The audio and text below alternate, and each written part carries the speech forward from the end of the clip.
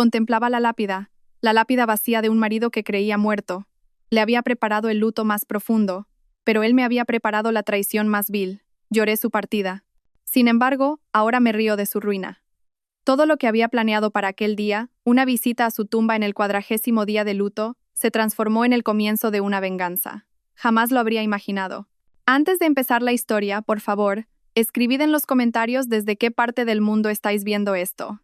No olvidéis dar a me gusta y suscribiros para que este canal siga creciendo y pueda ofreceros historias aún más fascinantes. 40 días. Hacía ya 40 días que esta casa se sentía vacía. El aire de la mañana ya no traía el aroma del café que preparaba León. La risa de Alba, nuestra pequeña de apenas 5 años, sonaba como un eco en un pasillo demasiado silencioso.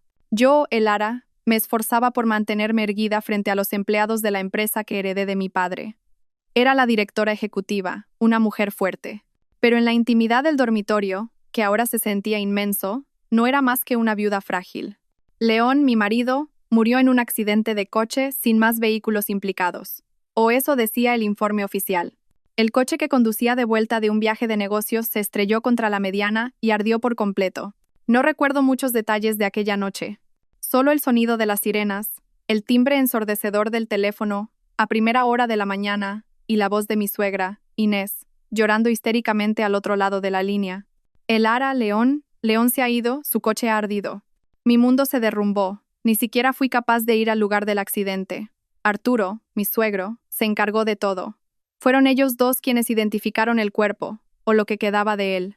No mires, hija, me dijo Arturo en el hospital. Su voz era grave pero firme.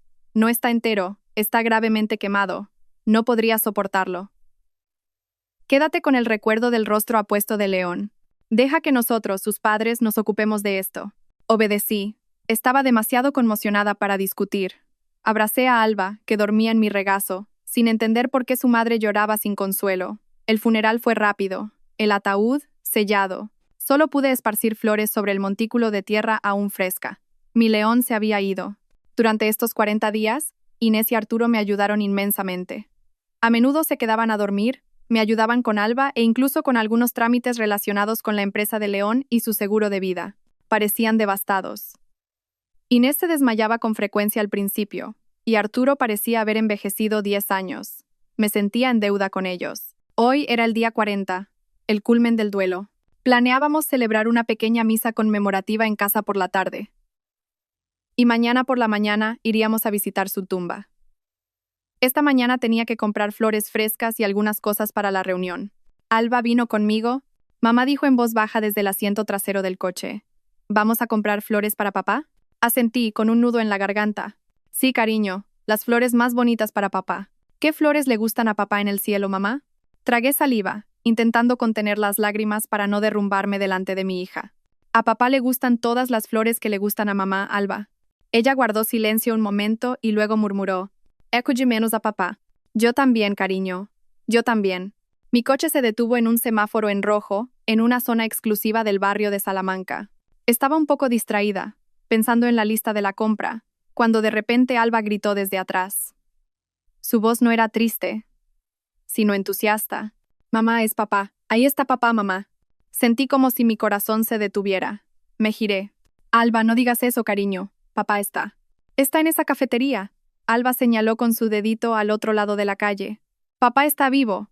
Está abrazando a esa señora guapa. Mamá, es papá, ¿verdad? Papá. Tragué saliva. Mis manos empezaron a temblar. Intenté sonreír para calmar a Alba. Cariño, seguro que es alguien que se parece mucho a papá. Hay mucha gente que se parece. Giré la cabeza hacia la cafetería que señalaba. Y fue entonces cuando sentí que me arrancaban el aire de los pulmones. Allí, detrás del gran ventanal de cristal de aquella concurrida cafetería, estaba él. Era León.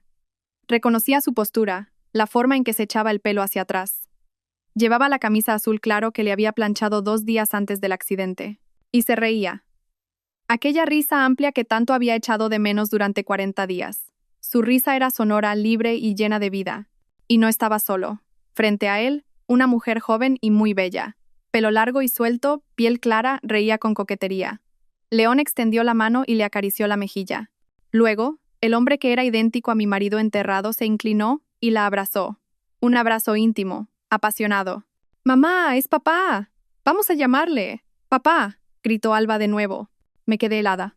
Mi mundo daba vueltas. Era imposible. Era León. Pero León estaba muerto. Yo había estado en su funeral. Había llorado sobre su lápida. ¿Quién era entonces ese hombre? El hombre giró ligeramente la cabeza hacia la calle, con una sonrisa aún en los labios. Y lo vi, en su muñeca. El reloj de plata con correa de cuero marrón. El reloj que le regalé por nuestro 5º aniversario de boda.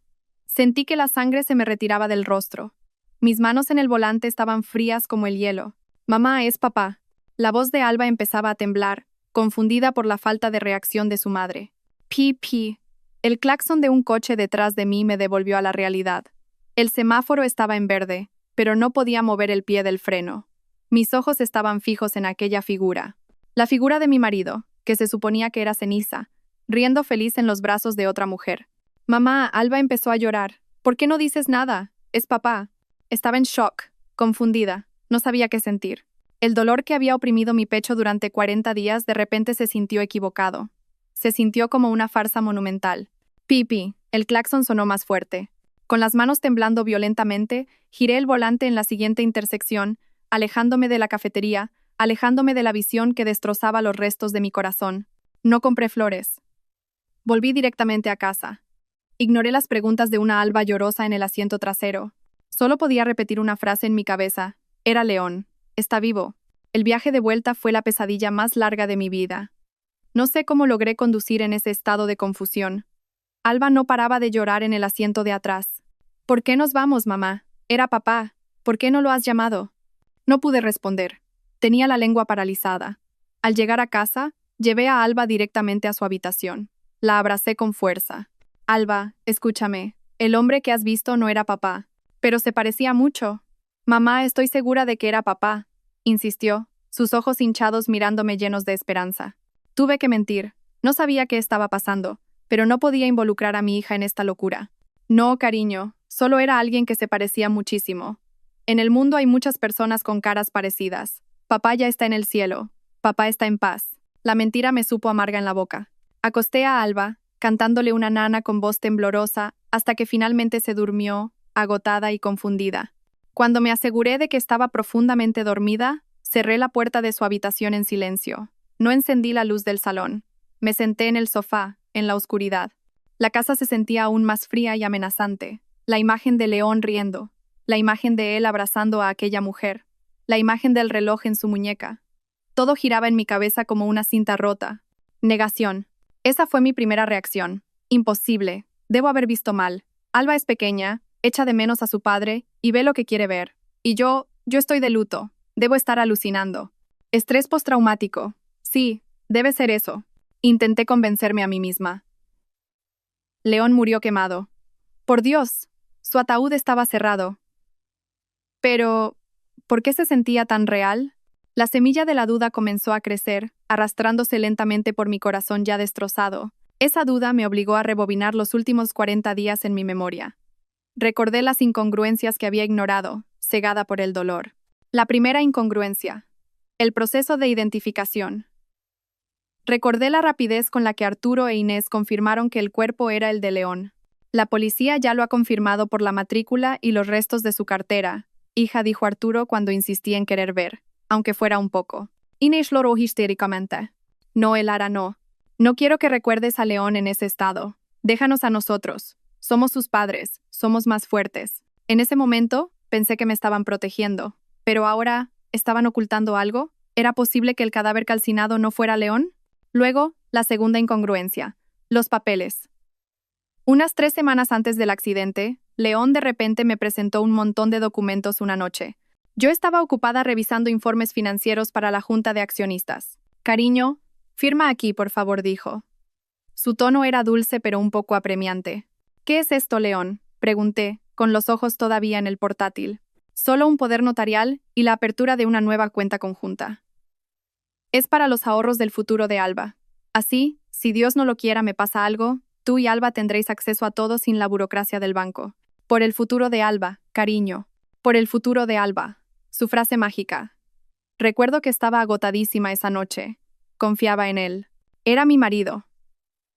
Sin leer los detalles, firmé cada hoja que me señaló. Me besó en la frente y guardó los documentos inmediatamente. Nunca los volví a ver. Mi corazón latía cada vez más rápido en la oscuridad. ¿Qué contenían esos papeles? ¿Una transferencia de activos? ¿Un poder total sobre mis acciones en la empresa? Y la tercera incongruencia, el seguro de vida. León tenía un seguro de vida por una suma muy elevada. Una póliza que había contratado hacía solo 6 meses. No lo supe hasta después de su muerte. Y quien gestionó la reclamación fue, de nuevo, Arturo. Recuerdo la calma de mi suegro al hablar por teléfono con el agente de seguros. Apenas 2 semanas después del funeral, estaba increíblemente organizado. Tenía todos los documentos necesarios. Pensé que era admirable que pudiera mantener la calma, pero ahora, esa calma parecía aterradora. Millones de euros. El dinero del seguro se cobró con una rapidez asombrosa, y Arturo me sugirió que ingresara la mayor parte en la cuenta conjunta que habían abierto. Estará más seguro ahí, hija. Deja que papá te ayude a gestionarlo. Tú concéntrate en recuperarte y cuidar de Alba. Obedecí como una marioneta. Obedecí. Esto es una locura. Negué con la cabeza, intentando ahuyentar esos pensamientos horribles. Son mis suegros. Adoraban a León. También están destrozados. Debo estar equivocada. Pero la imagen de León riendo en la cafetería volvió a golpearme. No podía quedarme de brazos cruzados. No podía vivir en esta incertidumbre. Si me equivocaba, me disculparía conmigo misma por pensar mal. Pero si tenía razón. Mi mano, aún temblorosa, alcanzó el móvil sobre la mesa. El reloj de la pared marcaba las 3 de la madrugada. Llevaba toda la noche despierta, dejando que la oscuridad y la sospecha devoraran mi alma. Busqué a nombre a mis contactos. Marco era un viejo amigo de la universidad. Ahora era un abogado brillante, especializado en casos civiles y penales corporativos. Era una persona lógica, aguda, y en quien podía confiar al 100%. Dudé un momento. ¿Llamar a alguien a las 3 de la mañana con una historia tan descabellada? Pensaría que me había vuelto loca. Pulsé el botón de llamar. Primer tono, segundo, tercero. ¿Hola? ¿Elara? Sonó una voz ronca, la típica de alguien que acaba de despertarse. ¿Estás bien? ¿Qué pasa a estas horas? Mis lágrimas brotaron al instante. No eran lágrimas de duelo, sino de miedo y confusión. Marco, mi voz temblaba. Marco, sé que esto es una locura. No sé por dónde empezar. Elara, cálmate. Respira hondo, dijo, su voz cambiando al instante a un tono serio. ¿Dónde estás? ¿Estás a salvo? ¿Alba está bien? Estoy en casa. Alba duerme. Estoy a salvo. Pero... Marco, esta tarde he visto a León. Hubo un silencio al otro lado. Elara, dijo Marco en voz baja, con cautela. León ha muerto. Lo sé, suena a locura. Sollocé, susurrando para no despertar a Alba. Estábamos Alba y yo en un semáforo. Alba lo vio primero, en una cafetería. Estaba abrazando a otra mujer. Se reía Marco. Llevaba el reloj que le regalé. Era él. Estoy segura de que era León. Marco volvió a guardar silencio.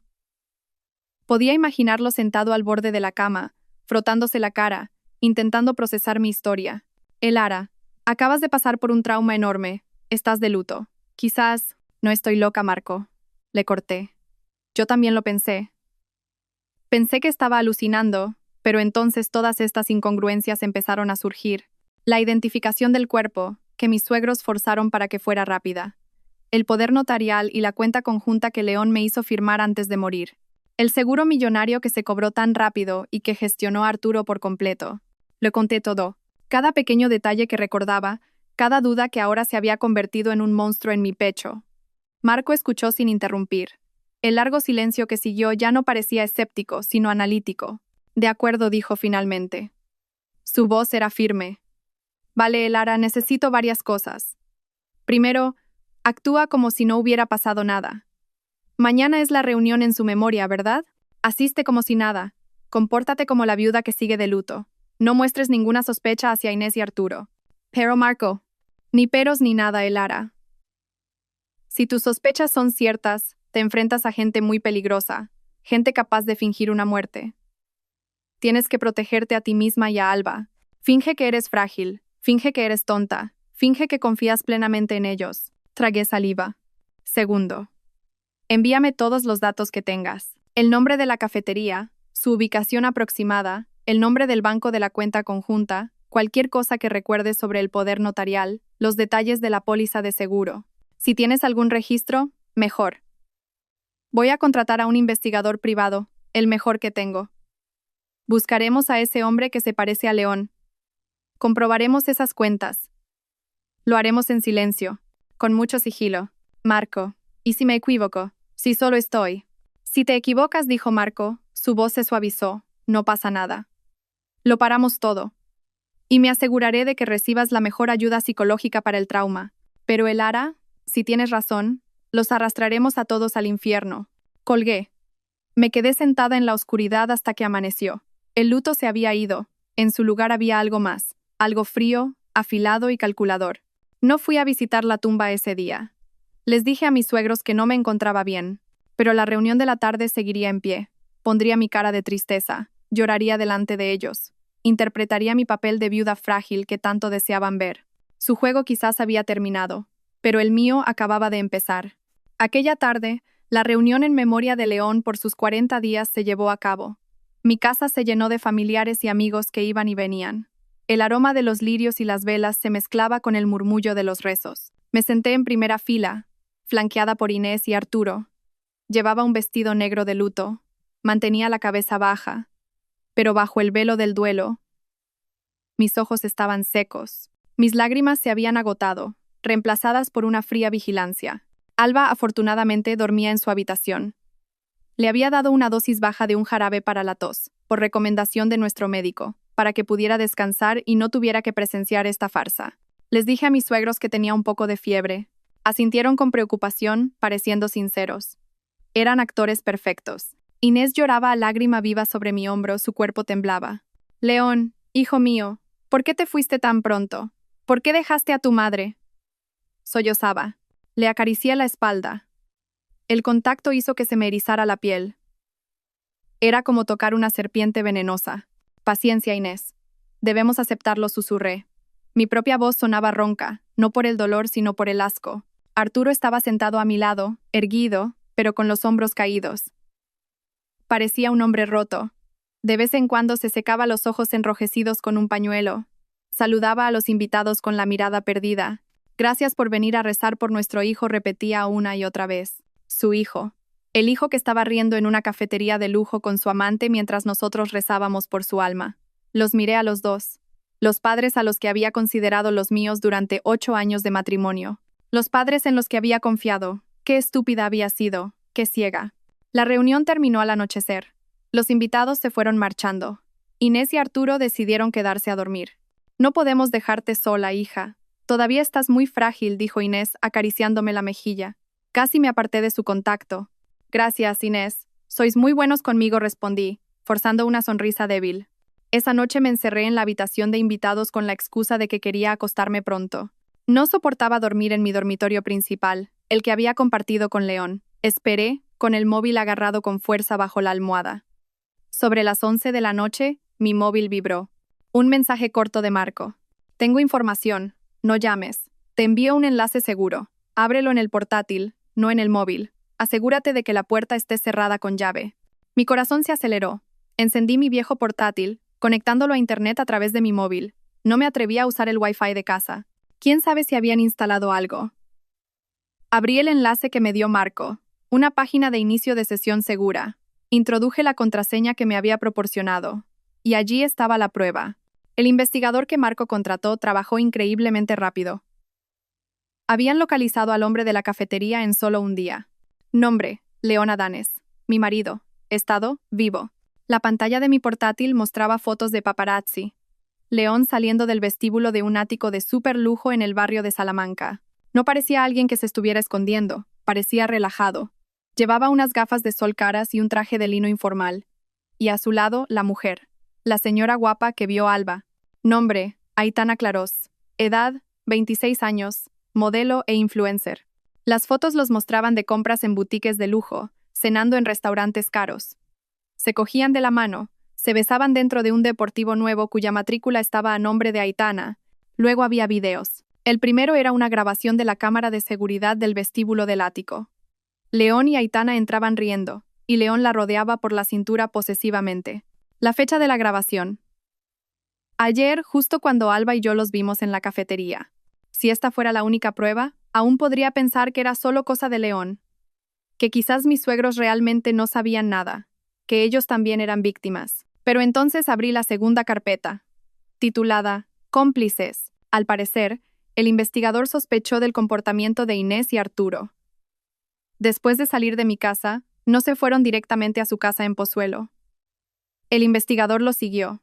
El coche de mis suegros no fue hacia Pozuelo. Se dirigió a un lujoso restaurante italiano en la zona. Entraron, y 5 minutos después, otras 2 personas se unieron a su mesa. Casi se me cae el portátil de las manos. León y Aitana. Allí, en la misma mesa, estaban mis suegros, mi marido muerto y su amante. El investigador había conseguido una mesa enfrente de ellos. Grabó la reunión con una cámara oculta. La resolución no era muy buena, pero el sonido era lo suficientemente claro. Le di al play. Entonces, el Ara no sospecha nada de nada, ¿verdad, Inés? Era la voz de Aitana, mimada e irritante. ¿Sospechar? ¿Cómo va a sospechar? Rió Inés. No era una risa de duelo, sino una risa sonora. Es tonta, siempre lo ha sido. Solo sabe llorar. Es muy gracioso verla. Sentí que me estrujaban el corazón. Bien era la voz de León. Mi marido. Que siga ocupada con su luto. Lo importante es, ¿cómo va el proceso de liquidación de activos, papá? Arturo carraspeó. Su voz, siempre tranquila y autoritaria, la que siempre me había inspirado respeto, ahora sonaba taimada. Todo en orden. El poder notarial que firmó es infalible. Ya he empezado a transferir parte de los activos de su empresa a una cuenta nueva. Poco a poco. La auditoría interna que está llevando a cabo es una tapadera perfecta. Parece que está reorganizando la empresa. ¿Una auditoría? La voz de León sonó sorprendida. Tranquilo, dijo Arturo. Es una auditoría de pacotilla. Ella misma se lo dijo a tu madre. Está abrumada y nos pidió que nos encargáramos. Nos lo ha dejado todo en bandeja, León. Confía plenamente en nosotros. Esa chica es muy fácil de controlar. Todos se rieron. ¿Y el dinero del seguro? Preguntó Aitana de nuevo. Ya se han cobrado los 3 millones. Están a salvo en la cuenta conjunta. Mañana transferiré una parte a tu cuenta, Aitana. Para pagar el ático del todo, dijo Arturo. Vaya, el mejor suegro del mundo, exclamó Aitana, feliz. Llámame papá, dijo Arturo. Luego vino la peor parte. Arturo levantó su copa. Brindemos, dijo. Por la muerte de León Adanes. León levantó su copa. Por mi muerte. Inés levantó su copa. Y por la estupidez de Lara. Aitana levantó su copa.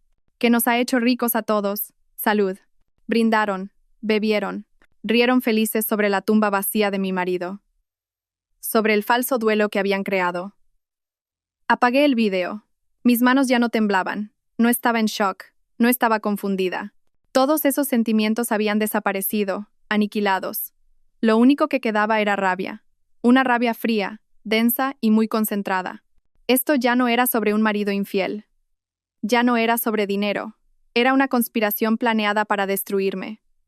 No solo querían mi dinero, querían mi vida, mi cordura y el futuro de mi hija. Fingieron una muerte, usaron el cadáver de otra persona, me engañaron a mí, a Alba, a todo el mundo. Recordé mi conversación con Marco. Si esto es cierto, te enfrentas a gente peligrosa. Tenía razón, no eran solo estafadores, eran monstruos. Abrí mi correo electrónico. Escribí un mensaje corto para Marco. Lo he visto todo. Son monstruos. Ahora nos toca cazar a nosotros. Organiza una reunión mañana por la mañana en un lugar seguro. Vamos a trazar el plan de contraataque. No de mañana. Cerré el portátil. Me tumbé en la cama, pero no dormí. Miré el techo oscuro de la habitación. Ya no lloraba la muerte de León.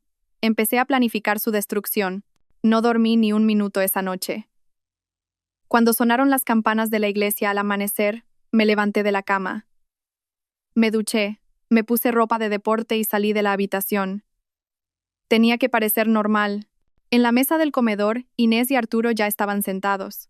Me saludaron con sus falsas caras de preocupación. Buenos días, hija. ¿Has podido dormir mejor? Preguntó Inés. Algo, Inés respondía en voz baja mientras cogía un vaso de agua. Aún me despierto mucho, todavía pienso en León. Arturo asintió. Paciencia, Elara. Todo lleva su tiempo. Ah, por cierto, sobre la auditoría de tu empresa, anoche eché un vistazo a los documentos. Es bastante complicado, ¿eh? ¿Estás segura de que no quieres que me encargue yo de todo? Así te centras en recuperarte y en cuidar de Alba. Ahí estaba. El cebo. Puse una expresión de confusión y cansancio. Justo eso, Arturo. Leer esos informes me da dolor de cabeza. Hay muchos términos que no entiendo. Si queréis ayudarme, estaría encantadísima. Confío plenamente en vosotros. Por favor, encárgate tú, ¿sí? Te lo dejo todo a ti. Las caras de Arturo e Inés se relajaron visiblemente. Una sonrisa casi imperceptible apareció en sus labios. Lo habían conseguido. Creían que había caído en su trampa. Por supuesto, hija, por supuesto. No te preocupes, papá lo arreglará todo. Por ti y por Alba, dijo Arturo con voz firme. Muchas gracias, Arturo e Inés. No sé qué haría sin vosotros, casi lloré. Esta vez, las lágrimas eran parte de la actuación. Después de desayunar, dije que tenía que ir a la oficina un momento, solo para firmar unos documentos de asistencia. Me dejaron ir. Inés incluso se ofreció a cuidar de Alba. Deja que Alba juegue con la abuela aquí. No tardes mucho, no te canses. Claro, Inés. Besé a Alba y le susurré. Pórtate bien, cariño. Mamá vuelve enseguida del trabajo. Conduje mi coche, pero no hacia la oficina. Fui a una pequeña y discreta cafetería en el sur de Madrid, el lugar que había acordado con Marco. Ya me estaba esperando en una mesa de la esquina, oculta a la vista. Tienes un aspecto diferente, Elara dijo en voz baja en cuanto me senté, sin rodeos. Ya no estoy de luto, Marco respondí secamente. Estoy furiosa. Bien, dijo. La rabia te mantiene centrada. El duelo te hace vulnerable. He estudiado todas las pruebas durante toda la noche. Esto no es un simple caso civil. Esto es penal en toda regla. Falsificación de documentos. Fraude al seguro. Malversación. Conspiración criminal. Las penas se acumulan. ¿Qué hacemos? ¿Lo denunciamos a la policía? Pregunté, impaciente. Marco negó con la cabeza. Todavía no. No ahora. ¿Por qué? Tenemos pruebas. El vídeo, la grabación. Nuestras pruebas son sólidas, pero ellos son escurridizos, explicó Marco. Si denunciamos ahora, entrarán en pánico. Tienen dinero, tu dinero, para contratar a los mejores abogados. Le darán la vuelta a la historia. Arturo podría decir que estaba protegiendo tus activos porque tú estabas mentalmente inestable tras la muerte de León.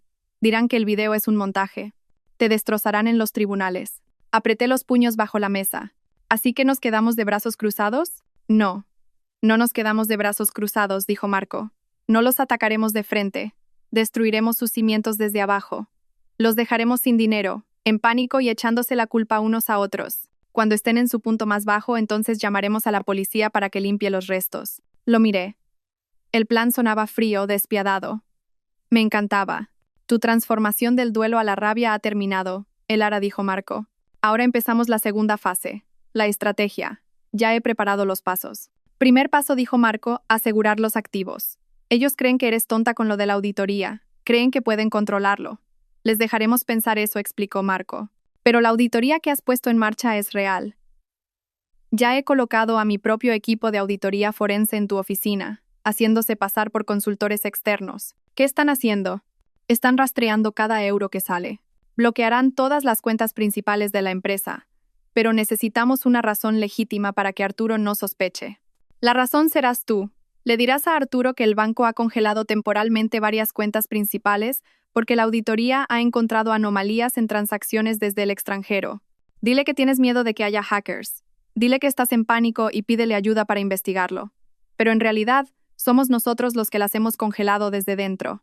Es una trampa de doble filo. Le hacemos sentir que tiene el poder, cuando en realidad le estamos cortando el acceso. ¿Y mi dinero personal y el del seguro en la cuenta conjunta? Pregunté. Tu dinero personal lo transferimos hoy mismo a una cuenta nueva en otro banco, a nombre de una sociedad instrumental que he preparado. 100% seguro, dijo Marco. Lo de la cuenta conjunta es un poco más complicado porque tu nombre está ahí. Puedes sacar dinero, pero si lo sacas todo de golpe, se darán cuenta al instante. Así que mi equipo lo hará poco a poco. Haremos que parezcan pequeñas retiradas para inversiones que supuestamente has aprobado. Pero el dinero irá a nuestra cuenta segura. Segundo paso. Actuar. Esta es la parte más importante. Debes seguir interpretando tu papel.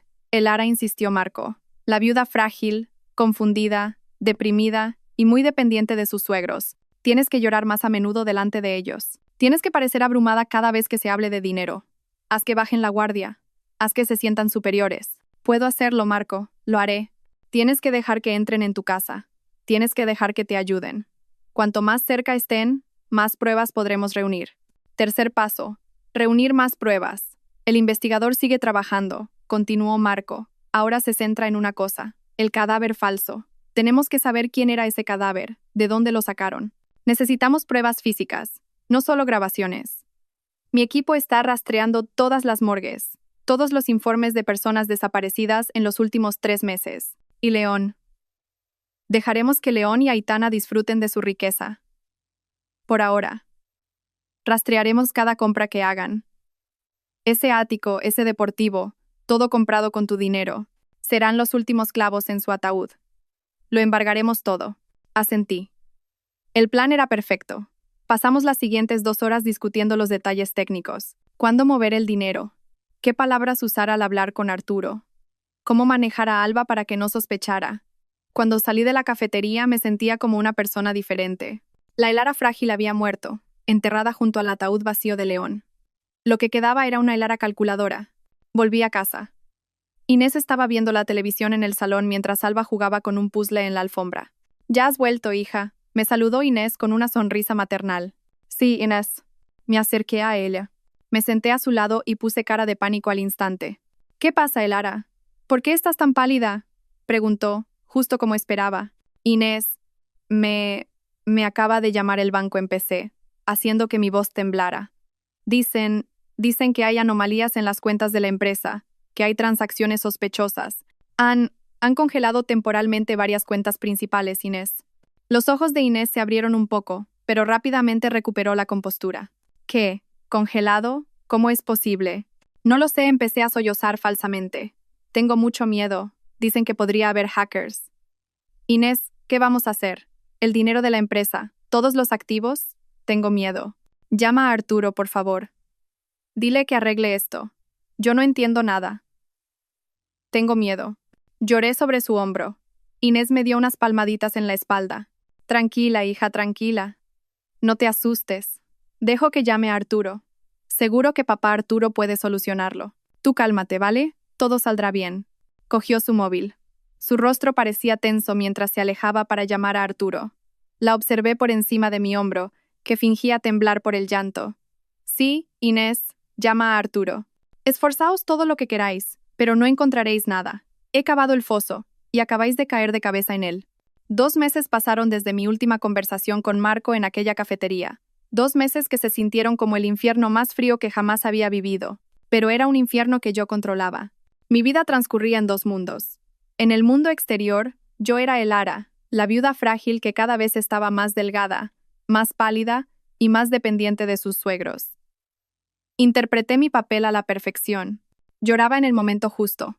Parecía confundida cuando Arturo me presentaba los informes financieros falsos que él mismo elaboraba. Asentía con resignación cuando Inés se hacía cargo de la casa, cambiando algunos muebles con la excusa de eliminar malos recuerdos. Se sentían victoriosos. Podía verlo en la forma en que Arturo me miraba, como si fuera una niña tonta. Podía oírlo en la forma en que Inés me hablaba, con un tono dulce pero lleno de órdenes veladas. No sabían que en mi segundo mundo, el que solo existía de noche, en la habitación de invitados cerrada con llave, yo era una depredadora. Cada noche, Marco y yo analizábamos datos. Su equipo de auditoría forense había conseguido bloquear casi el 70% de los activos de la empresa. Lo hicimos de forma impecable, creando un rastro falso de ciberataques, bloqueos burocráticos de la agencia tributaria e investigaciones internas que conducían a un callejón sin salida. Arturo estaba desesperado, lo sabía. Ya no podía retirar dinero de la empresa con libertad. Se vio obligado a tirar de los 3 millones de euros del seguro, pero ese dinero tampoco era infinito. Pagar un ático de lujo, el deportivo de Aitana y su extravagante estilo de vida hizo que el dinero disminuyera rápidamente. León y Aitana empezaron a entrar en pánico. Lo supe por los informes del investigador que los seguía. Empezaron a discutir a menudo en público. Aitana exigía más dinero. León, acostumbrado a vivir de mis ingresos, estaba frustrado porque el suministro de su padre se había cortado. Se volvieron descuidados. Y eso era lo que yo esperaba. Ahora se cumplían 100 días de la muerte de León. Había llegado el momento. Aquella mañana me encontré con Inés en el comedor. Tenía el ceño fruncido. Quizás León la había llamado la noche anterior pidiendo más dinero. Inés la saludé en voz baja. Se giró, un poco sorprendida. Sí, hija. Qué raro verte ya arreglada. ¿Vas a la oficina? No, Inés. Me senté frente a ella con expresión triste. Anoche soñé con León. Ya han pasado 100 días. Siento que su alma no está en paz. Quería organizar una conmemoración por los 100 días. Inés entrecerró los ojos por un momento. Sospechaba. ¿Otra vez? Con la de los 40 días fue más que suficiente, ¿no crees? Por favor, Inés, supliqué. Esta vez será algo pequeño. Pero quiero invitar a algunos socios de negocio importantes del difunto padre y de León. De paso, me gustaría anunciar oficialmente que a partir de ahora Arturo me ayudará mucho más en la empresa, para que todos se queden tranquilos. La cara de Inés cambió al instante. Acababa de darle el cebo más grande. El reconocimiento público del poder de Arturo en mi empresa. Era lo que querían. Oh, dijo, su sonrisa comenzando a formarse. En ese caso, por supuesto, hija. Es una idea excelente. Deja que te ayude a organizarlo. Invitaremos a todos los colegas importantes para que vean que nuestra familia sigue fuerte. Gracias, Inés, dije en voz baja. Eres la mejor. El evento se fijó para 3 días después.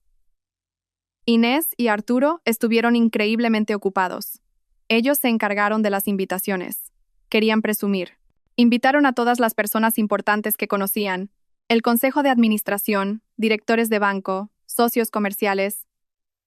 Todos estaban en su lista. Perfecto. Estaban reuniendo a mis testigos. Mientras ellos se ocupaban de la lista de invitados, Marco se encargaba de los preparativos técnicos. Contrató una empresa de catering y organización de eventos, cuyo personal eran en realidad agentes de seguridad privada entrenados. Instalaron cámaras ocultas en cada esquina del salón principal. Prepararon el mejor sistema de proyección y audio. La noche antes del gran día, Marco se reunió conmigo en un piso franco que había alquilado. Me entregó un pequeño pendrive. El video conmemorativo está listo. Dura 10 minutos en total. Los primeros 5 son el cebo. Los últimos 5 son la bomba. ¿Funcionará, Marco?, pregunté, mi mano temblando ligeramente al coger el pendrive. El ara Marco me miró fijamente. No se trata de si funcionará o no. Se trata de cuán firme te mantendrás cuando la bomba explote. Entrarán en pánico. Te atacarán verbalmente. Intentarán hacerte parecer loca. No te tambalees. Recuerda lo que te hicieron a ti y a Alba. Asentí. El temblor desapareció. Estaba lista. La noche de la conmemoración de los 100 días, mi casa estaba abarrotada. Más gente que en la reunión de los 40 días. El aroma de la comida se mezclaba con el de los nardos. Todas las personas importantes estaban allí. Arturo e Inés estaban en la puerta principal, saludando a los invitados como si fueran los dueños de la casa. Se les veía orgullosos, poderosos. Yo, la viuda, estaba sentada en un rincón, recibiendo condolencias con la mirada perdida. A Alba la había enviado a casa de Marco, diciéndole que iba a jugar con sus hijos. Comenzaron los rezos. El sonido de las oraciones resonó. Junté las manos, pero no recé por León. Recé por mi propia fortaleza. Arturo se sentó a mi lado, Inés al otro. Parecían tan devotos, hipócritas. Después de las oraciones, comenzó la recepción. Arturo incluso dio un breve discurso. Habló de continuar el legado de León, de ayudar a la afligida Elara a gestionar la empresa. Varios socios asintieron comprensivamente. Luego fue mi turno. Un miembro del equipo de Marco me dio un micrófono. Me levanté lentamente. Todas las miradas se posaron en mí. Buenas noches a todos, mi voz temblaba a propósito. Gracias. Infinitas gracias por haber venido a rezar en el 100º día del fallecimiento de mi marido, León Adanes. Hice una pausa, fingiendo secarme una lágrima. Inés me acarició la espalda, dándome una fuerza falsa. Durante todo este tiempo, no sé qué habría hecho sin la ayuda de mis suegros. Ellos se han encargado de todo. Miré a Arturo e Inés. Sonreían orgullosos. Como cierre y en señal de agradecimiento, me gustaría proyectar un video conmemorativo. Un video que he preparado especialmente para que todos recordemos a León. Hice una señal al equipo de atrás. Las luces del salón se atenuaron. La gran pantalla del proyector en la pared principal se encendió. El video comenzó. Los primeros 5 minutos fueron exactamente como todos esperaban. Fotos de mi boda. León y yo sonriendo felices. Un video de León enseñando a Alba a montar en bicicleta. Un video de nuestras vacaciones en Ibiza riendo en la playa. Los invitados sonreían con nostalgia. Algunos se secaban los ojos. ¡Qué tierno!, susurró alguien detrás de mí. Inés y Arturo parecían relajados. Era exactamente lo que esperaban. Un dulce homenaje que consolidaba aún más su imagen de familia armoniosa. El video de las vacaciones en Ibiza terminó. La pantalla se quedó en negro durante 3 segundos. Silencio. Entonces, apareció una nueva imagen. Una imagen de baja calidad, como de una cámara de seguridad. La fecha y la hora aparecían en la esquina superior izquierda. La fecha era de hacía 90 días. Era la grabación del vestíbulo del ático de Aitana. Se oyeron murmullos de inmediato. ¿Dónde es eso? Entonces la figura entró en el vestíbulo. León. Sano, en forma, con una camisa informal, rodeando la cintura de Aitana Clarós. Dios mío, exclamó alguien. Es León, pero ¿la fecha? ¿Y quién es esa mujer? Los rostros de Inés y Arturo cambiaron al instante. Sus sonrisas se desvanecieron. Los ojos de Arturo se abrieron como platos. ¿Qué es esto?, susurró, pero no le di tiempo a reaccionar. La pantalla se volvió a poner en negro por un segundo, y luego se reprodujo el siguiente video. La grabación del restaurante italiano. La grabación de su conspiración. El equipo de Marco la había editado. Habían ampliado los rostros de los cuatro: León, Aitana, Inés y Arturo. Y lo más importante, habían aclarado el audio. La voz mimada de Aitana se oyó claramente por los altavoces instalados en toda la sala. Entonces, ¿el Ara no sospecha nada de nada, verdad, Inés? Luego, la risa de Inés. ¿Sospechar? ¿Cómo va a sospechar? Es tonta. Siempre lo ha sido. Es muy gracioso verla. La sala quedó en silencio absoluto. Todos los invitados se quedaron helados. Miraban la pantalla y luego a Inés. El vídeo continuó. La voz de Arturo. Ya ha empezado a transferir parte de los activos de su empresa a una cuenta nueva. Poco a poco. La voz de León. Lo importante es, ¿cómo va el proceso de liquidación de activos, papá? Los socios de negocio presentes, los directores de banco, se giraron inmediatamente hacia Arturo. Sus rostros se endurecieron. Esto ya no era un drama familiar. Era un fraude corporativo. Y el clímax. La escena del brindis. Arturo levantó la copa. Brindemos por la muerte de León Adanes. León, por mi muerte. Inés. Y por la estupidez de Elara. Aitana, que nos ha hecho ricos a todos. Salud. El video se detuvo en la imagen de los cuatro riendo. Luego, la pantalla se quedó en negro. Nadie se movió, nadie habló. El silencio era más ensordecedor que un grito. Docenas de pares de ojos miraban con horror a las dos personas sentadas a mi lado. Arturo fue el primero en reaccionar. Se puso de pie de un salto, con el rostro pálido como el de un cadáver. ¡Calumnias!, gritó, con la voz aguda. Todo esto es una calumnia. Un montaje. Elara, ¿qué has hecho? Te has vuelto loca, me señaló. Está estresada, está deprimida. Nos está difamando. Pero los invitados no eran tontos. Eran gente de negocios. Sabían distinguir una grabación real de un montaje. Luego Inés. No gritó. No se movió. Solo miró la pantalla en negro. Luego se giró hacia mí, con los ojos desorbitados, los labios temblando. Tú, siseó, eres una hija del diablo. Y entonces lo hizo. Tomó una respiración profunda y el grito más agudo e histérico que he oído jamás salió de su garganta. Se arrancó el pelo, sacudiendo la cabeza. No es verdad, mentira, eres una mentirosa. Su grito histérico rompió el silencio. Los invitados retrocedieron de golpe. El caos comenzó. Arturo intentó correr hacia el proyector para apagarlo, pero dos miembros del catering se lo impidieron. En medio de todo el caos, yo permanecí quieta. Bajé el micrófono de mis labios. Mi máscara de fragilidad se había caído. Mi rostro era frío. Miré a Inés, que gritaba como una poseída. Tus gritos no han hecho más que empezar, suegra. El caos estalló como una bomba. Los invitados se dividieron en dos grupos. La mayoría se pegó a las paredes, con los rostros pálidos de conmoción, susurrando horrorizados. Otros, especialmente los socios de mi padre que me conocían desde hacía mucho tiempo, avanzaron con rostros furiosos. «Arturo», exclamó el señor Valcárcel, uno de los miembros más antiguos del Consejo de Administración. «Explica qué es esto. ¿Transferir activos? ¿Qué quieres decir? Esto es un fraude». «Llamad a la policía», gritó otro. Arturo estaba atrapado. Dos corpulentos miembros del equipo de Marco lo empujaron hacia atrás. «Apartad, dejadme pasar. Esta es mi casa». «Esta es mi casa», dije. Mi voz era tranquila pero letal. Todos se giraron hacia mí. Inés seguía histérica. Se revolcaba por el suelo, gritando. «León, León, ayuda a tu madre». «Hijo, nos han tendido una trampa. Esta mujer nos ha tendido una trampa». Realmente estaba llamando a su hijo. El hijo al que había enterrado hacía 100 días. Qué irónico. Elara. Arturo me miró con los ojos inyectados en sangre. Sabía que había perdido, pero su ego se negaba a aceptarlo. «Te arrepentirás. Te pudrirás en la cárcel por esta difamación». Solo lo miré. ¿Arrepentirme? Ya superé mi arrepentimiento, Arturo. Fue cuando lloraba por un marido que, en realidad, estaba brindando por mi estupidez. Mis palabras lo abofetearon. Se quedó sin habla. En medio de todo este alboroto, los gritos de Inés, los gritos de ira de los invitados y el pánico de Arturo, Nadie se dio cuenta de que la puerta principal de la casa se abría lentamente. Una figura se detuvo allí. No esperaba que la fiesta estuviera todavía tan concurrida. Había venido por otra razón. Durante las últimas 2 semanas, su cuenta se había secado. Su padre seguía diciendo: «Paciencia, hay un problema técnico en el banco». Aitana no paraba de quejarse, amenazando con dejarlo si no conseguía dinero. Esa noche, León se había hartado. Sabía que era la conmemoración de los 100 días. Pensó que era una buena oportunidad. Después de que terminara el evento, vendría a ver a Elara a solas. En su mente, Elara seguía siendo su esposa tonta y sumisa.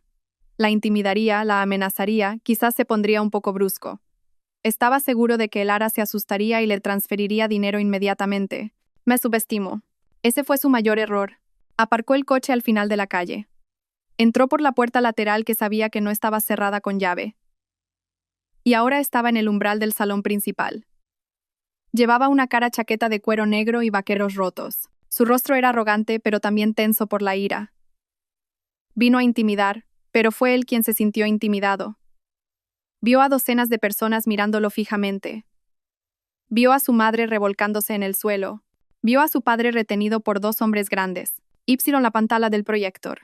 La pantalla, a una señal mía, se encendió de nuevo, repitiendo la escena del restaurante, la escena en la que brindaba por su propia muerte. Silencio. Todos los sonidos se desvanecieron. Los gritos de Inés cesaron. Los gritos de los invitados se ahogaron en sus gargantas. Alguien en la parte de atrás dejó caer un plato de tarta. El sonido fue como una explosión en el silencio total. Dios santo, una señora se tapó la boca. Es un fantasma. Es el fantasma de León. Su alma no descansa. La mujer se desmayó. Pero los demás sabían que no era un fantasma. Era un ser humano. Exactamente el mismo que aparecía en el video. Un ser humano que se suponía que estaba enterrado. Arturo vio a su hijo. Su rostro, ya pálido, se tornó gris ceniza. Era el final absoluto. León, su voz fue un siseo, como un último aliento. Inés, que antes se revolcaba, ahora estaba sentada en silencio. Miró a su hijo. Sus lágrimas se detuvieron. León, ¿qué haces aquí?, murmuró. Su cerebro no podía procesarlo. León no respondió. Estaba paralizado. Sus ojos se movían salvajemente, de la pantalla a su padre, de su madre a los invitados. Se dio cuenta de que no era una coincidencia, era una trampa, y él, estúpidamente, había entrado de cabeza en ella. La ira venció a la conmoción. No aceptaba ser derrotado por la mujer a la que siempre había menospreciado. «Elara», gruñó. Su voz era ronca. Me señaló. Dio un paso adelante. «¿Qué coño es esto? ¿Tú?» Seguramente quería insultarme, humillarme, pero no le di la oportunidad. Levanté la mano, indicando a todos que se calmaran. Luego cogí el micrófono que estaba sobre una mesa.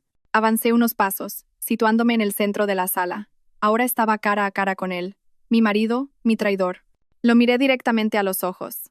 No había miedo en mi mirada, ni amor, ni pena.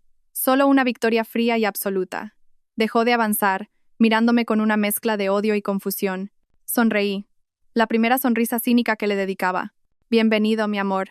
Mi voz era tranquila, pero a través de los altavoces, resonó en cada rincón de la sala, llenando los oídos de cada testigo. León se sobresaltó. Continué, dejando que cada palabra calara. «Ya no tienes que fingir que estás muerto». El silencio era tan denso que podía oír la respiración contenida de León. Quería decir algo, pero su boca estaba sellada. Ladeé un poco la cabeza. «La ceremonia, en efecto, ha terminado», dije. Mis ojos recorriendo brevemente a Inés y Arturo, que ahora estaban sentados en el suelo como marionetas a las que les hubieran cortado los hilos. Luego volví a mirar a León. «Pero tu fiesta no ha hecho más que empezar». Esa fue la señal. En cuanto pronuncié la última palabra, el equipo de seguridad de Marco, el catering, se movió. Ya no fingían. Los 2 hombres que retenían a Arturo le esposaron las manos. Arturo Adanes queda detenido bajo sospecha de conspiración para cometer fraude. Arturo no se resistió. Se había quedado sin fuerzas. Otros 2 se acercaron a Inés. Empezó a gritar de nuevo cuando le agarraron las manos. «No me toquéis. Soltadme. León, ayuda a mamá». Pero León no podía ayudar a nadie. Los 2 hombres más grandes y rápidos de la sala ya se habían abalanzado sobre él. Antes de que pudiera reaccionar, le retorcieron los brazos a la espalda. Unas bridas de plástico le aseguraron las muñecas. «Soltadme. ¿Qué coño es esto? No he hecho nada». Se revolvió, pero fue inútil. León Adanes, dijo uno de los guardias con voz grave. Queda detenido por simulación de delito, fraude al seguro y malversación de activos. Es una trampa. Ella me ha tendido una trampa, gritó León. Sus ojos me miraban llenos de odio. Elara, pagarás por esto. Solo lo miré, sin expresión. Los invitados eran ahora testigos mudos. Vieron cómo detenían a toda la familia. En medio de la sala, que comenzaba a agitarse de nuevo con susurros de horror, pasé lentamente junto a León. No lo miré. Caminé hacia la puerta principal. La abrí de par en par. Afuera, en la calle, esperaban 3 coches de policía. Sus luces azules giraban en silencio. Marco lo había organizado todo. El equipo de seguridad los entregaría oficialmente a las autoridades. Me quedé en el umbral, respirando el aire fresco de la noche, el aire de la libertad. Detrás de mí oía a Inés gritar mi nombre histéricamente, oía a Arturo maldecir, oía a León gritar amenazas. No me importaba, solo escuchaba el sonido de sus gritos. Y, sinceramente, era la música más hermosa que jamás había oído. Me quedé en el umbral. Detrás de mí, un pequeño infierno acababa de desatarse. El grito de Inés era el más ensordecedor. No era un grito de tristeza, era un grito de rabia. El grito de un animal herido y acorralado. Ya no se revolcaba, estaba de pie. Su pelo, antes perfectamente peinado, estaba hecho un desastre. 2 miembros del equipo de seguridad la sujetaban. «¡Elara!», chilló, su voz aguda atravesando el ruido. «Nos has difamado. ¿Qué brujería has usado? ¿Lo has planeado? ¿Has tendido una trampa a mi hijo?» Los invitados, todavía en shock, la miraban con una mezcla de horror y desprecio. Luego Arturo. Él no gritaba, gruñía. Él, el cerebro, el hombre respetable, ahora tenía las manos esposadas a la espalda. Me miró con un odio tan puro. «¿Crees que has ganado, Elara? ¿Crees que esto es el final? Has destruido a esta familia. Te pudrirás». «¿Familia?», respondí, mi voz seguía tranquila. No necesitaba gritar. «¿A qué familia te refieres, Arturo? ¿A la que brinda por una muerte falsa y por mi estupidez?» Mis palabras los abofetearon una vez más. León, mi marido, fue el más brutal.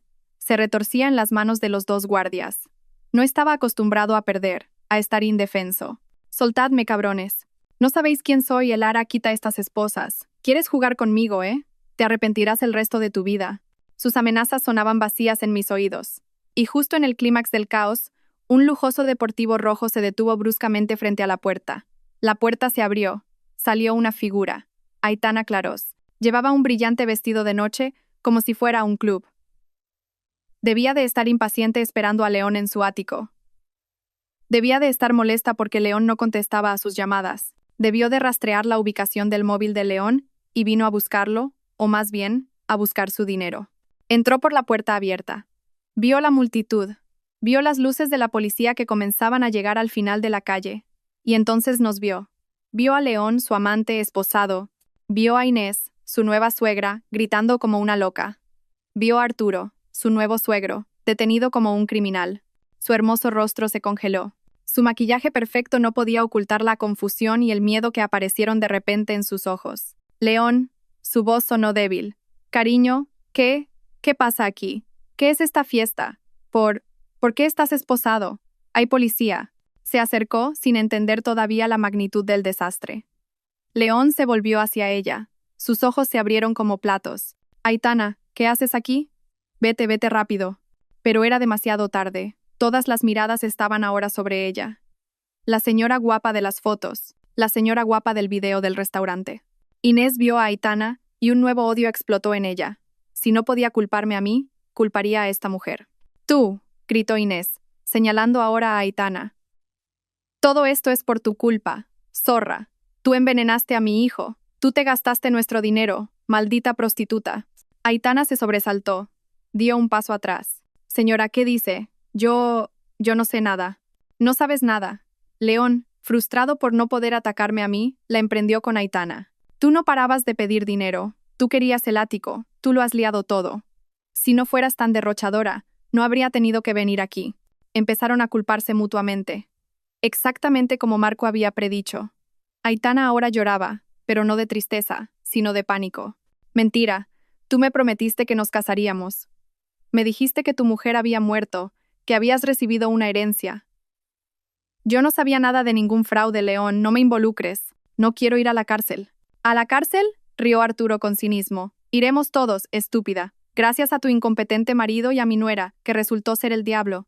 El verdadero ataque de histeria comenzó entonces. No solo los gritos de Inés, sino los de los tres. Yo no quiero, gritaba Aitana. Yo no tuve nada que ver. Fue él quien lo planeó, yo solo. Yo solo acepté. Aceptaste, chilló Inés. Disfrutaste del dinero. Te acostaste con mi hijo mientras tu mujer lloraba. Eres el diablo. El diablo eres tú, vieja arpía, replicó Aitana, su miedo convirtiéndose en rabia. Tú y tu marido planeasteis la falsa muerte. Lo oí yo misma. A mí solo me dijeron que me callara. Basta, gritó León. Callaos todos. Pero no se callaron. Siguieron gritando, culpándose, maldiciéndose, sacando sus trapos sucios delante de docenas de testigos. Los policías uniformados de verdad ya habían llegado, tomando el relevo del equipo de seguridad de Marco. El propio Marco apareció entre la multitud, de pie a mi lado. Él hará. El señor Valcárcel, el socio de mi padre, se me acercó. Su rostro era de preocupación, pero también de firmeza. Esto es horrible. Pero lo que has hecho es lo correcto. Asentí. Lo sé, señor Valcárcel. Siento haber arruinado la velada. No has arruinado nada, dijo. Has salvado la empresa de tu padre. La policía empezó a llevárselos uno a uno a los coches patrulla. Primero se llevaron a Arturo. Estaba en silencio. Miraba al frente. Estaba destrozado. Su reputación, su vida, se habían acabado esa noche. Luego Inés. Seguía resistiéndose. Soltadme, soy inocente. El Ara es la mala, ella está loca. Ayudadnos, que alguien nos ayude. Sus gritos resonaban en la calle. Luego Aitana. Lloraba desconsoladamente. No quiero, soy una víctima. Por favor, señor agente, soy una víctima. León me engañó. Yo no sabía nada. Por favor, su maquillaje se corría con las lágrimas. Y por último, León.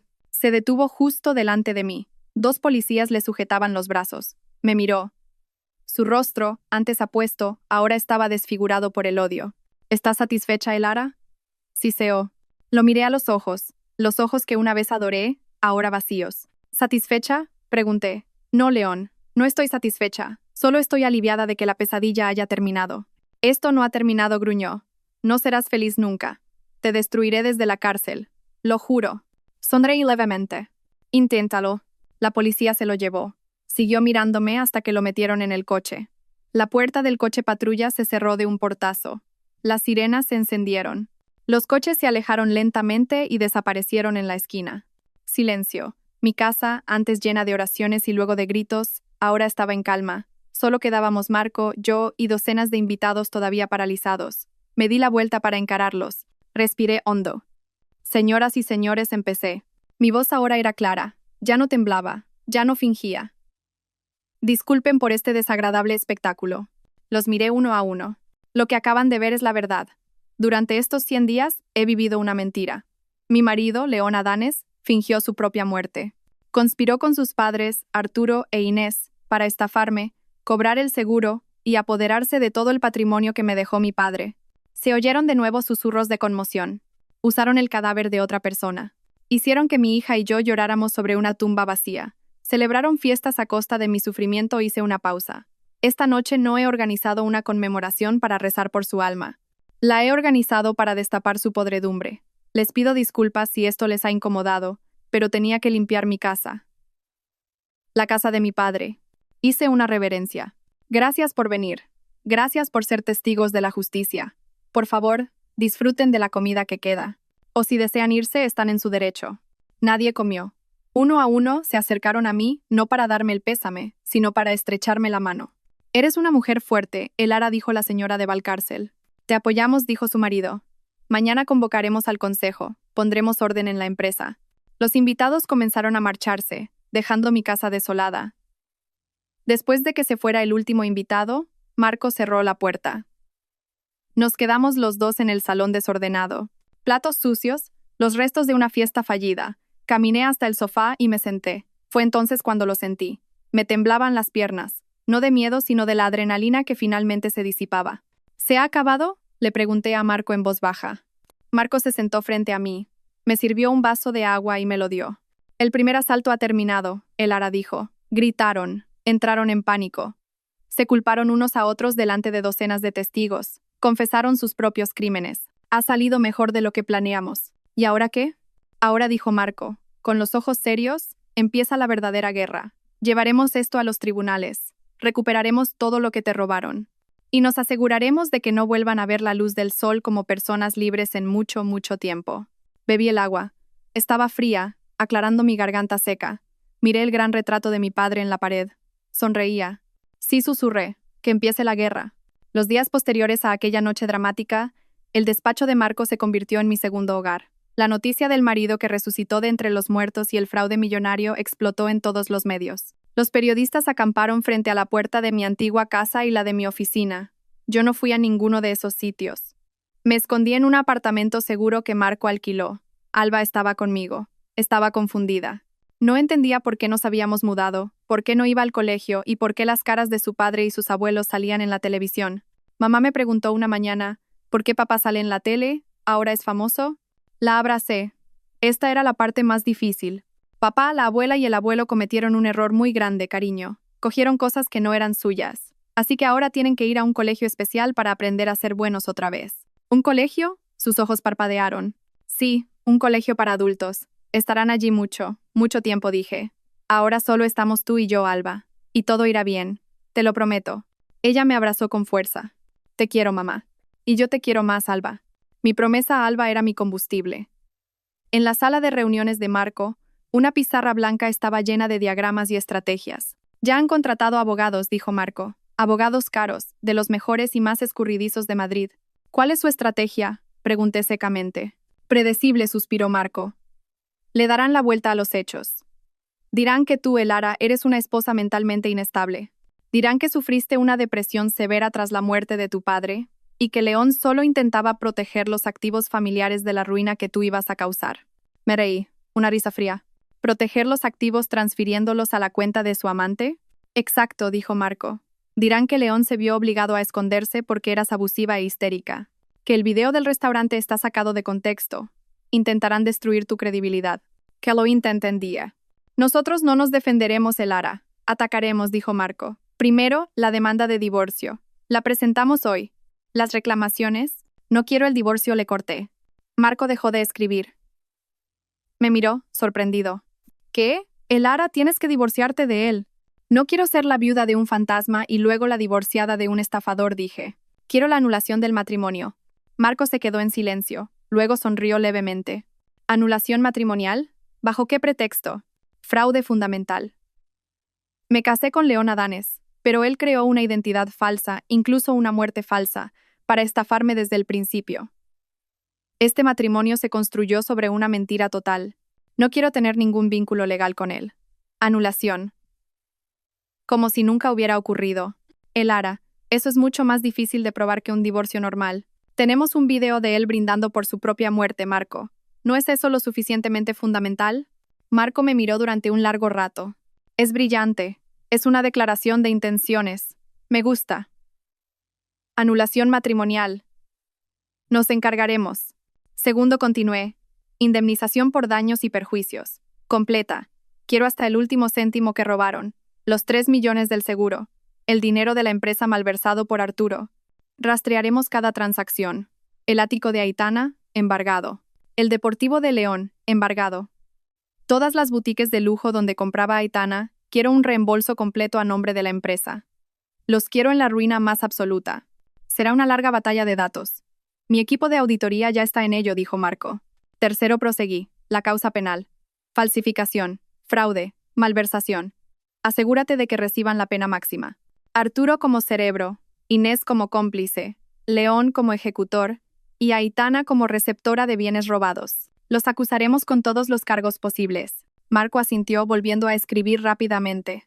Después de la reunión, tuve que hacer una segunda limpieza. La limpieza en mi empresa. La semana siguiente, fui a la oficina por primera vez en meses. Fui como yo misma, no como la viuda afligida, sino como la propietaria. Llevaba una americana de un rojo intenso, el pelo recogido en un moño impecable. Atravesé el vestíbulo. Todos los empleados que se cruzaban conmigo se detenían, bajaban la cabeza, susurraban. No me importaba. Fui directamente a la sala de juntas más grande. El consejo de administración y todos los altos directivos ya esperaban. El señor Valcárcel estaba sentado junto a mi silla principal. Me puse de pie frente a ellos. Buenos días, dije. Mi voz resonó en la silenciosa sala. Estoy segura de que todos han leído las noticias. No voy a discutir mi drama personal aquí. Hoy hablamos de negocios. Los miré uno a uno. Durante los últimos meses, esta empresa ha sido dirigida por alguien sin derecho a ello, Arturo Adanes. Él, con la ayuda de algunos elementos internos, ha intentado desangrar esta compañía desde dentro. El ambiente se tensó aún más. Varios directivos palidecieron. A partir de este mismo instante continué, yo, Elara, hija del fundador de esta empresa, asumo de nuevo el control operativo al 100%. Se está llevando a cabo una auditoría forense masiva, y la limpieza empieza hoy. Saqué varias carpetas Jimmy Bousu. Señor Montero, miré al director financiero, un compinche de Arturo. Usted es el primero. Aprobó docenas de transacciones ficticias a las cuentas personales de Arturo. Gracias por sus servicios. Su carta de despido está en recursos humanos. El equipo de seguridad lo acompañará fuera del edificio ahora mismo. El señor Montero palideció. Señora Elara, puedo explicarlo.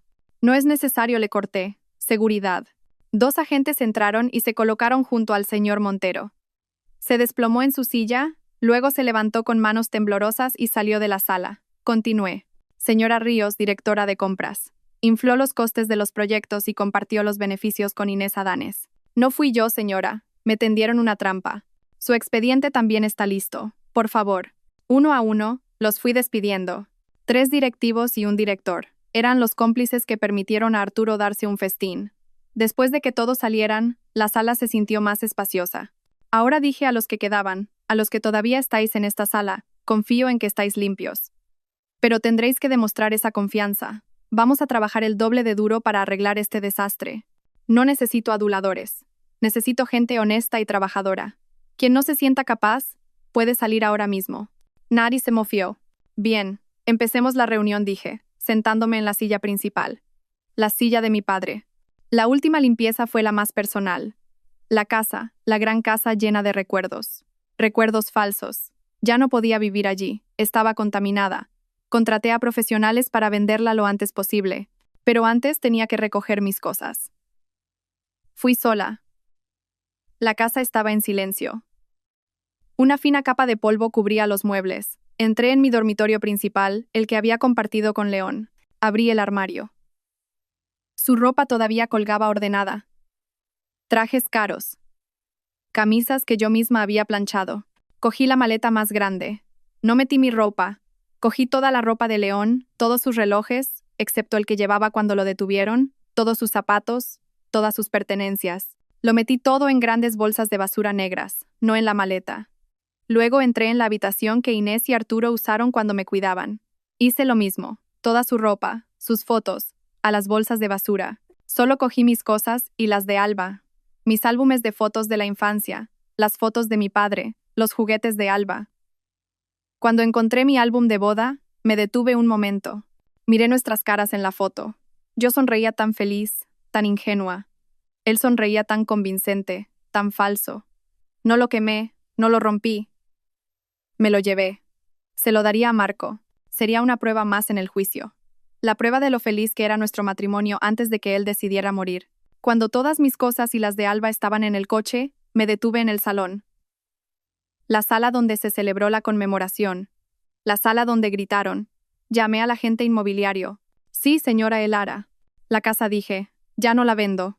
Oh, ¿así que va a volver a vivir en ella? No, dije. La voy a demoler. ¿Qué? Perdone, señora. Derríbenla. Arrásenla hasta los cimientos. No quiero venderle mis malos recuerdos a nadie. Solo quiero el terreno. Planchen el edificio. Voy a construir un orfanato en su lugar. Un orfanato en nombre de mi difunto padre. Esa fue mi decisión. No por venganza, sino por una limpieza total. No quería que quedara ni un solo rastro de ellos en mi vida. Salí de esa casa por última vez. No miré atrás. Conduje hacia mi apartamento. Hacia Alba. Hacia mi nueva vida. Los meses siguientes fueron una guerra de nervios. El proceso legal fue lento, desgastando emociones y energía. Pero no flaqueé. Marco y su equipo legal trabajaron como una maquinaria de precisión. Mientras tanto, yo me centré en 2 cosas: reconstruir mi empresa y mantener a Alba protegida de la tormenta mediática. El juicio fue la culminación. Un teatro de depravación observado por todo el país. La sala del tribunal estaba abarrotada. Periodistas, familiares lejanos y observadores legales se disputaban un asiento.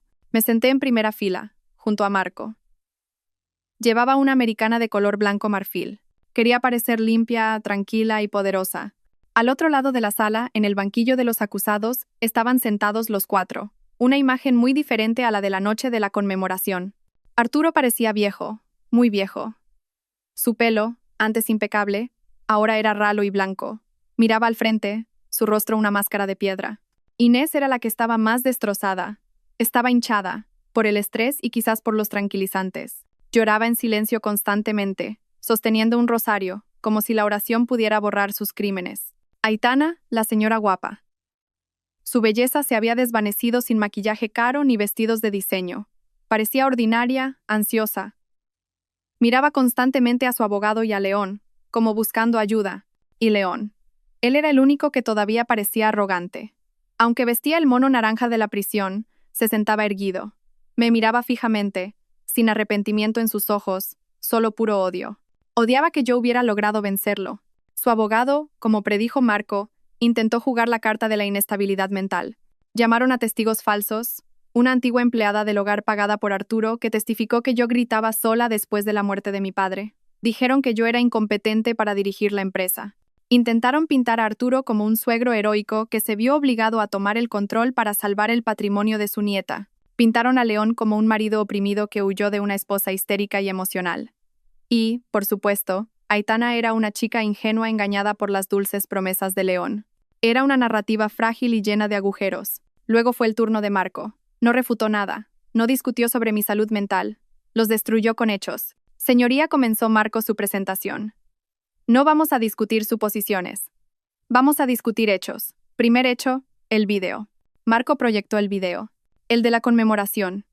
Pero esta vez, en la gran pantalla de la sala del tribunal. Toda la sala vio a Arturo, Inés, León y Aitana brindando. Por la muerte de León Adanes. Por la estupidez de Elara.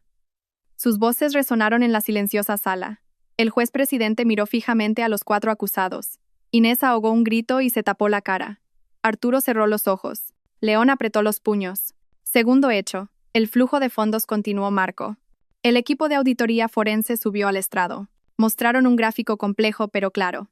Flechas rojas indicaban cómo el dinero fluía desde las cuentas de mi empresa a una sociedad instrumental creada por Arturo. Luego se distribuía a la cuenta de León y finalmente a la de Aitana. Esto dijo el auditor, señalando una gran transacción: es el pago del ático en el barrio de Salamanca a nombre de la acusada Aitana Clarós, pagado en su totalidad. Y esto, señaló de nuevo, es la compra de un deportivo a nombre del acusado León Adanes. Aitana comenzó a sollozar. Él dijo que era un regalo, dijo que era su dinero. ¿El dinero de quién, señorita Clarós?, preguntó Marco bruscamente. ¿El dinero de un marido muerto?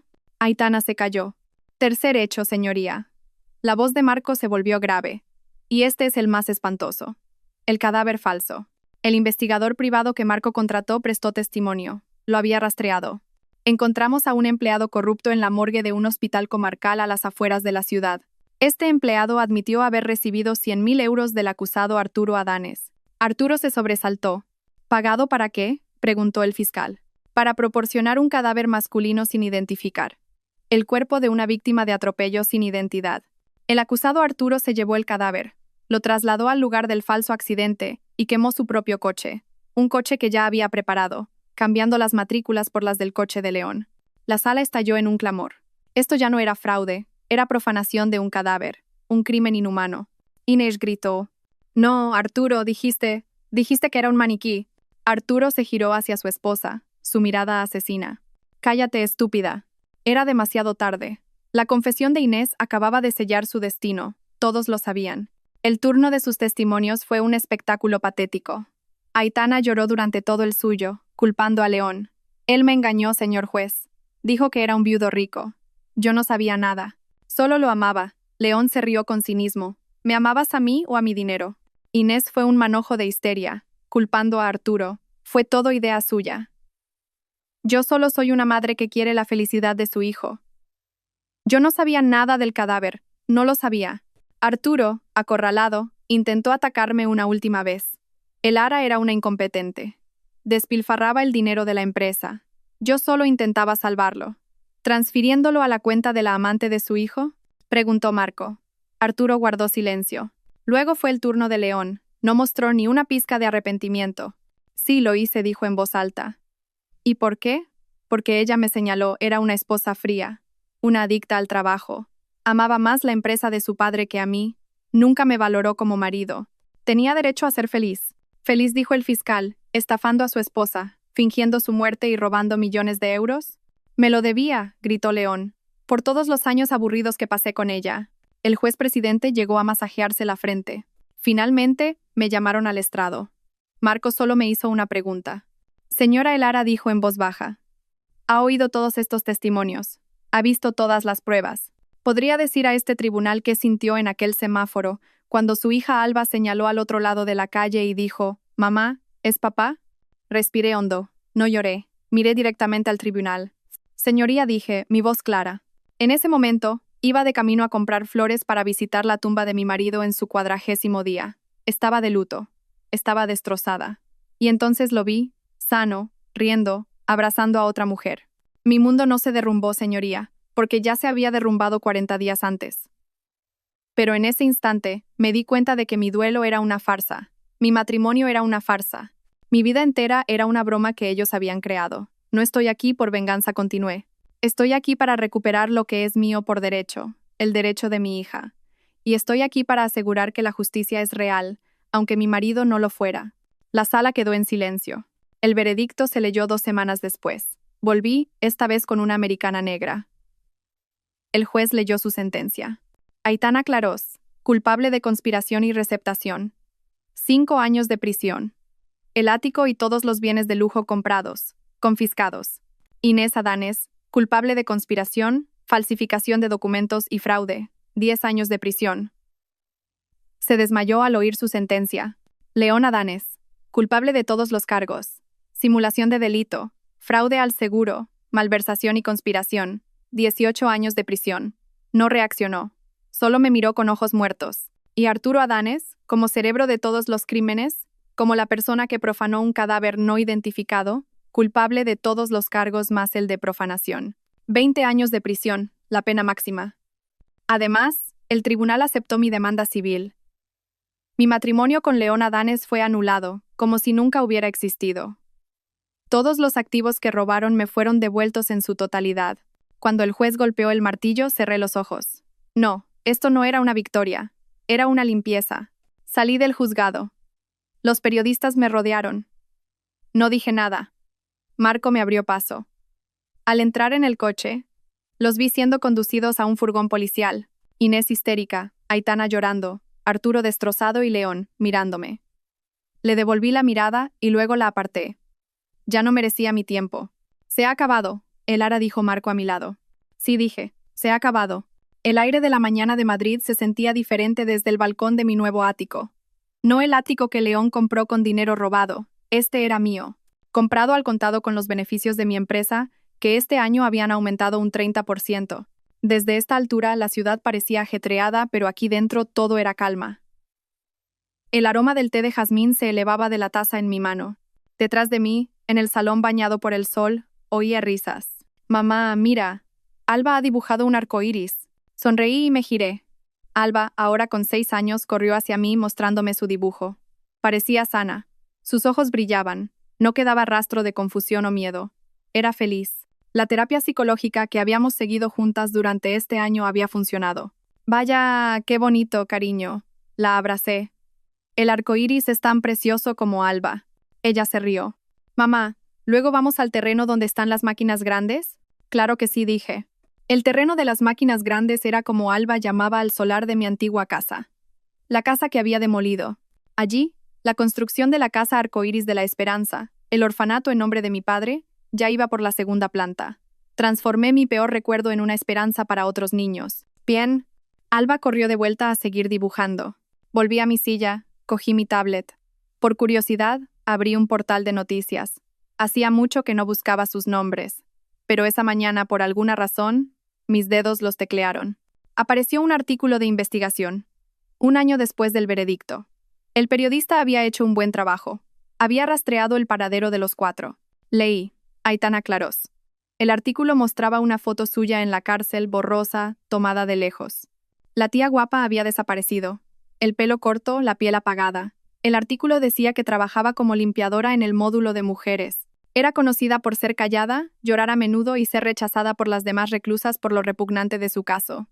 Lo había perdido todo: su belleza, su lujo, su libertad. Luego Inés.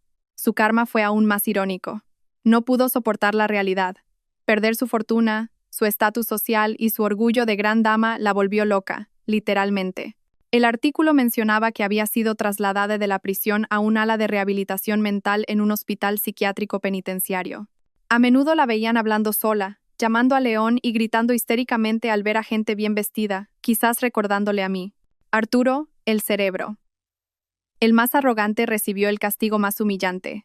Trabajaba en el taller de la prisión, fabricando muebles. El hombre que movía millones con una firma, ahora tenía las manos callosas de lijar madera. El artículo decía que era extremadamente silencioso, no tenía amigos y parecía un muerto viviente.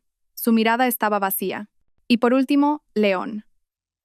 Había una foto suya más clara, tomada durante el horario de visitas, quizás por un periodista encubierto. Estaba delgado, muy delgado. El rostro apuesto del que me enamoré ahora estaba demacrado y hundido, el pelo mal cortado. Llevaba un uniforme azul de prisión, raído. Estaba sentado, mirando la comida en su plato con la mirada perdida. El artículo mencionaba que se metía en peleas a menudo, que era el recadero de otros presos más fuertes y que estaba completamente destrozado. Su arrogancia había desaparecido, reemplazada por la desesperación. Miré esa foto de León durante mucho tiempo. Recordé mis lágrimas en el día 40. Recordé mi shock en el semáforo. Recordé los gritos histéricos de Inés. Recordé el odio en los ojos de León cuando lo esposaron. Comparé esos recuerdos con la escena que tenía delante ahora. El cálido sol de la mañana, mi nuevo y tranquilo ático, la risa alegre de mi hija en la habitación de al lado. Luego volví a mirar la foto de León. Un hombre destrozado en una prisión miserable. Algo surgió desde mi pecho. No era pena, no era rabia, no era compasión. Sonreí con cinismo. Y entonces, una pequeña risa se escapó de mis labios. Una risa suave, pero llena de satisfacción. Una risa fría. Me estaba riendo de ellos. Me reía de lo estúpidos que fueron al pensar que podían destruirme. Me quitaron a mi marido, pero me devolvieron mi fuerza. Me quitaron mi casa, pero yo construí un orfanato. Querían verme llorar, pero ahora me reía de su karma. Cerré la tablet. Esas noticias ya no importaban. «Mamá, a desayunar», llamó Alba. Me levanté dejando mi taza de té. «Sí, cariño, ya voy». Entré en mi luminosa casa, dejando las sombras del pasado atrás. Gracias a todos por seguir. Espero que esta historia despierte su interés por los temas sociales. Si te conmueve, dale like, comenta, comparte y suscríbete a mi canal. Juntos difundamos energía positiva y protejamos la luz. Gracias.